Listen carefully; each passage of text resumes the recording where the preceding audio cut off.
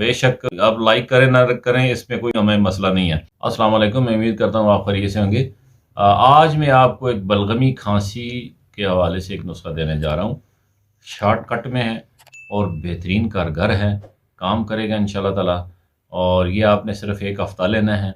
और इसमें आपने लेना है कि छिलका रेठा 4 तोले हो और गोंद की तीरा 4 तोले हो। छिलका जो रेठा है उसको रेठे को हल्का सा अंगारों पे गर्म कर लें, फिर उसके बाद छोड़ेंगे तो वो सख्त हो जाएगा, उसको पाउडर कर लें।